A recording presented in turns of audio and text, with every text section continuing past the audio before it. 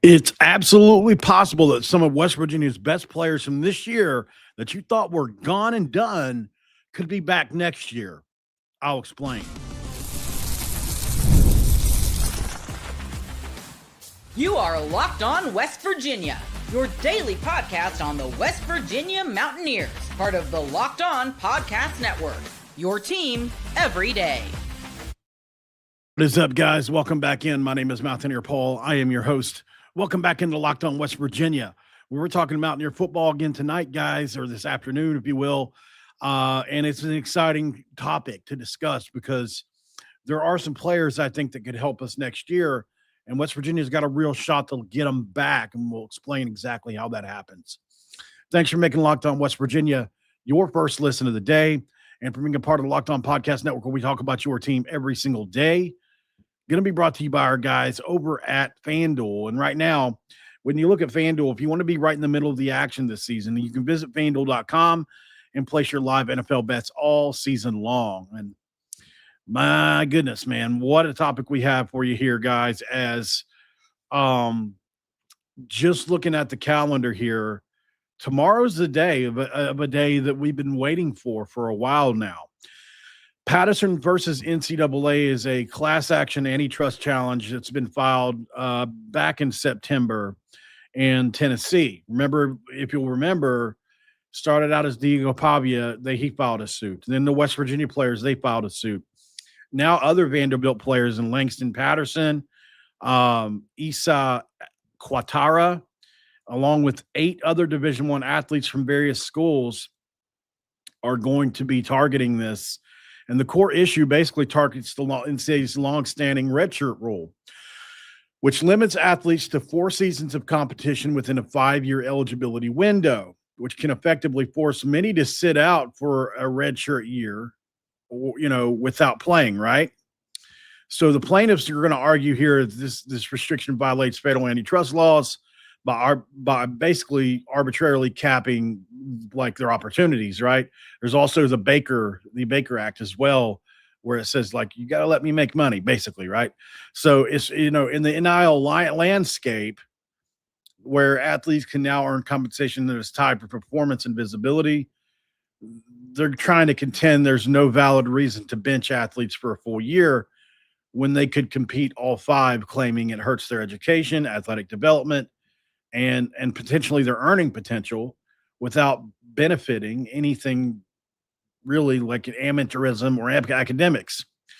The NCAA has fought this one hard, but a key milestone was the injunction hearing that happened on December. It's happening tomorrow, where the judge could temporarily block the rule, allowing any affected true senior who basically have played 4 straight seasons without redshirting, they'll get an extra year in 2026. And if this is granted, this will ripple effect across all of college sports, potentially letting thousands of athletes extend their careers, guys. So not only does this help West Virginia, but it would help other teams, right? So you do have to consider that. But at the end of the day, West Virginia has some players that we want back, I think. And maybe you guys will help me with this. Maybe you do agree or don't agree, but there's no doubt it would reshape recruiting again. The critics, would probably get a little louder for this era of college football. Absolutely. And the NCAA would probably fight it harder. Maybe it would erode eligibility limits entirely. That's another conversation, leading to really long tenures and roster overcrowding, making this basically a miniature NFL. I don't know. But West Virginia has a few true seniors that played really well this year, actually. So we're going to spotlight each qualifying player, right? I've got their 2025 stats ready for you. I've assessed their hypothetical 2026 impact via my hard edge meter that I always use. And then we're obviously going to talk about that. So for those of you who don't know what the hard edge meter, basically it's 5 categories that I make up depending on the player that evaluates their return value to West Virginia, like statistical production, leadership, experience, positional need, versatility, upside potential, that kind of stuff, right? So we start where we start here. Fred Perry is on this list. Now, yes, you can debate whether he would transfer or stay. I don't know. I would imagine you would want to stay because that'd be another year in this system. He was productive in the system last year, and you can bring in extra guys to help him. One of the biggest problems this offseason is replacing him at the nickel. Guys, if there was actually a good team around him, he could have an insane 2026, right? Like, he's probably number one on the list. Like, if we had to look at the entire team and who we want to return, he may be number one, right? So, although he had some boneheaded plays, I was very critical of those plays. At the end of the day, I'm not stupid. I realize his value as well. And you look at him, he's a tackling machine, right? 12 games, he had 78 tackles, 51 solo, 27 assisted, 2 sacks, 2 forced fumbles, 2 fumble recoveries. He was good in passing situations towards the end of the year. He had a 13 tackle, 1 sack game versus Houston, and he forced a fumble in that game. Like, dude, this dude is everywhere. And in my opinion, would be just a monster pickup for West Virginia to keep. Pay him and keep him. There's continuity. It's really hard to, in this day and age, to get and then keep and have. So I think this is just one of those things where it's a gimme for me. And if you look at him on the hard edge meter, statistical production is elite, right? 9.8. Leadership and experience, you ding him here for the boneheaded plays that he makes. But, I mean, at the end of the day, he's still on the field. His leadership as far as intensity goes and how Richard wants him to play, I give him a 9.0 or there. Positional need, 9.7. The safeties, we all know the safeties are thin. He anchors that secondary. Versatility is an 8.9 because he handles a nickel safety hybrid role, and he's very effective at it. Upside potential he's still peaking. I think he's at a 9.2, right? For a total composite score of 46.7 out of 50. I think he's an absolute stud, and his return would fortify West Virginia's backfield in ways that I think we weren't expecting, because we were going to have to think about this. We're having to replace 30 guys, 30 seniors. Wouldn't it be great to get a couple of these seniors back to lessen that blow? I think so. Who else is on this list? Michael Coach Jr. is on this list. He played in 11 games in 2025. 30 total tackles, 22 solo, 8 assisted, 7 passes defended, 1 fumble recovery, no interceptions or sacks. But he did have 3 passes defended, and, he had a really good game versus Colorado and versus Pitt. He had a couple games where, like against Texas Tech, where he was a little small, but he's still a really good player.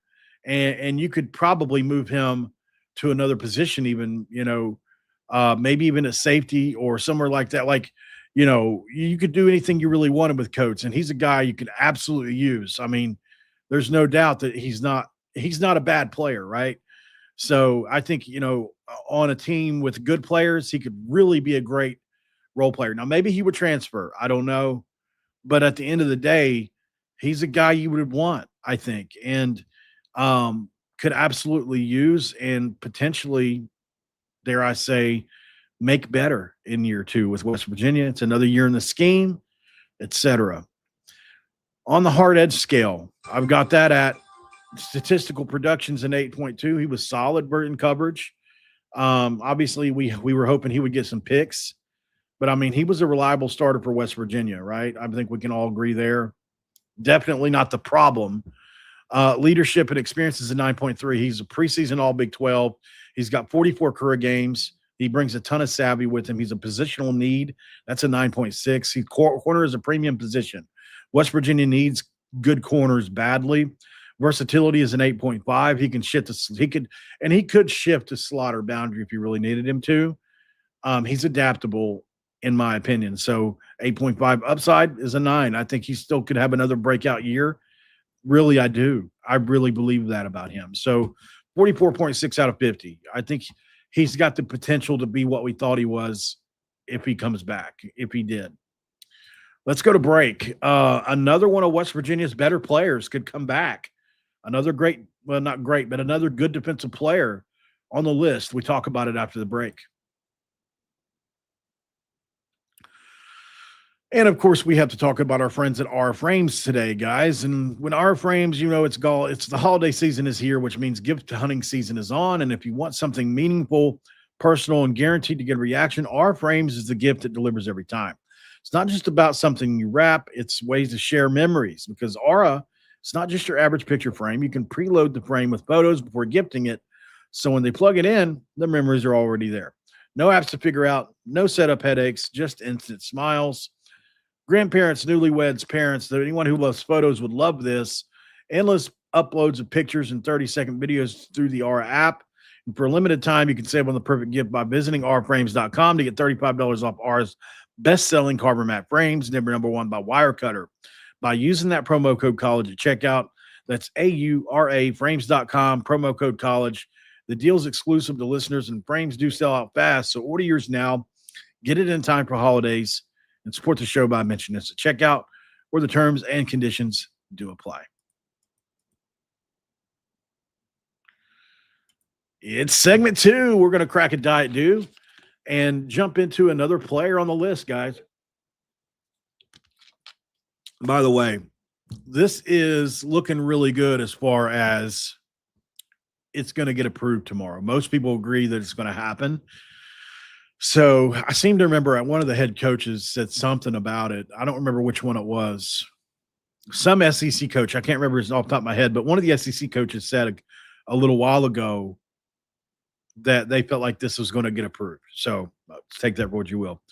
Eddie Kelly Jr., this is a big one in my opinion. We need defensive line help. He was really good in run support last year at times. He had some really good games. He had one game where he had an 88 Pro Football Focus grade or an 81. It was in the 80s. 11 games, 26 total tackles. So, defensive line's not a position where you're going to be getting a ton of tackles. But, he set the edge well. He's an enormous guy, 6'6", 6'7", 280, 0.5 sacks, 3 passes defended. But, he's a guy you would like to have back, I think. He had decent disruption, obviously not a pass rusher. He's more of an edge setter. Leadership and experience, he brings it. He's been a multi-school vet, USF, Georgia Tech, Missouri. Why would he want to go to yet another school? Just stay at West Virginia. He brings some wisdom. I think he probably practices the right way. You never heard coaches talk about him in a bad way. He's a positional need. You can play him at defensive tackle. You can play him at defensive end. He could be in the rotation. You need extra beef.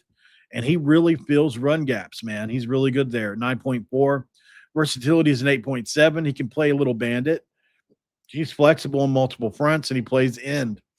8.7. And upside potential is 8.8. I think he's got a little bit of upside. He could possibly hit 3, 4, 5 sacks. I really do think he's possible to do that. They just didn't really rush him very much this year. His total composite score, 43.4 out of 50. I think his motor and size would plug major holes in this defensive line. Yet another pretty good player on the list. All these players are guys that you would be pretty excited about keeping. Grayson Barnes, the tight end, 21 catches, 232 yards, 2 touchdowns. That's not bad. Is it elite? No, it's not elite. But I think he didn't benefit from a good situation, right? Like I think he could have a much better year in a better situation, my opinion. So, obviously he looked better against teams like he had 5 catches for 58 yards and a touchdown versus Pitt. Like those are the kind of games I thought he was going to have. 3 catches and 25 yards and a touchdown versus TCU. But at the end of the day, he didn't have the year he wanted to have. This would be a great way for him to go out like he wants. Now, he's not a greatest blocking tight end, but as a receiving tight end, he is a threat. Statistical production, he's an efficient chain mover. He led the team in yards per catch among tight ends, which isn't hard to do. 8.0 leadership and experience. I think he's a senior. He brings some intensity to the room. 8.8. Positional need is a 9.5. We really need a tight end bad. And this would prevent us from having to go out and get an expensive one, unless you just think he's not the guy. So I gave that a 9. Versatility 9.1, and he's as an inline blocker, he's average. Slot receiver, multi-tool weapon, not bad. and his upside, I think he could really perform better in another year in the system, especially if Scotty comes back. 44.3 out of 50. I think he's a reliable target. Retaining him boosts the passing game. It really does. Here's probably one of the biggest one on the list, maybe. And I know it sounds crazy. Ollie Straw, we all know, is an elite punter. Maybe he wants to go to the NFL. But he punted it in all 12 games, 66 punts. He averaged 42.5 yards per punt, long of 61. So, he had a great year. We don't need to go through all the categories, but he had a 43.7 out of 50. I think he's just an insanely good punter. We were lucky to have him. We brought in a kid this year. He's young. Let him learn from Ollie one more year and go from there. Yet another pretty big time guy to have back that had a decent year. Kikora Tarnu. He played in 11 games, 40 tackles, 25 solo, 15 assisted, a forced fumble recovery, etc. I like him too. I think he's a guy you could put in the rotation. Maybe not a starter, but he would be a guy you'd like to have around. 43.9 out of 50. I think he's a guy that obviously productive, 40 tackles, not terrible. You'd like to see a little more, but at the end of the day, he was never like the guy you saw getting beat play after play, right? And then lastly, there's one other player that I could, and there may be others on the list that I have overlooked. I want to say that, because it's kind of hard to tell, but I'm pretty sure these are all of the guys. There may be others. If you can find others, let me know in the comments. I'm doing this on my own, right? Trying to look over the list, see who's only played 4 years is difficult. Jacob Barrick. Obviously, he's not a great receiving tight end, pretty good blocking tight end. I've got him at a 36 out of 50. He's a solid depth add, and I think he'd be valuable for continuity. So at the end of the day, he's yet another Jack State guy. He works the right way. He's a West Virginia native, and all that. And I think he blocks decent enough. He had some games where he looked good in the blocking game. He had some games where he didn't as well. But you can always improve on that stuff. So I think this impacts West Virginia majorly, especially if you're able to get, Fred Perry. If you're able to get the combination of Fred Perry, Coach Jr., Kelly Jr., Barnes, Straw, Tarnu, I think you're really happy about that. I mean, all those guys bring something to the table, but specifically, you'd probably say Coates Jr. and Fred Perry, and Kelly. I like all three of those. Like that saves you from having to replace every single player on defense next year. And they weren't really the problem. Were they the solution? I won't say they were the solution. Either Fred Perry was the solution. He's an enormous pick back. You can't really – you're not going to go find look, let's go read his stats again. I mean, you're just not going to find a guy that did 78 tackles, 51 solo, 27 assisted, 2 sacks, 2 fumble recoveries, 2 forced fumbles, 3 passes defend. You're just not going to go find that. You're going to go spend $800,000 to $1 million on a guy like that anyway. Why not keep the guy that's already good? Does he have some discipline issues at times? Yeah, but he brings a hard edge to us. I was critical because I'm emotional, and they were big plays at the times that they happened. But I'm willing to take that. I'm willing to take that to keep a guy like Fred Perry around. He's never hurt. He never complains. He just plays ball. He sets a hard edge. What if you actually surrounded him with good players? I mean, it's a crazy thought, but man, he could have an all Big 12 type year next year if this is able to happen. And as long as he doesn't transfer, maybe he would. I'm sure a bunch of teams would want him. I haven't reached out to any of these guys for comment about this. I was going to wait and see, until this happens. If it happens, if it does happen, we'll be talking about it again tomorrow. Oh, man. Let's go to break. We'll come back and give you my final thoughts. Don't forget about our friends at FanDuel today, guys, as we dive into a FanDuel.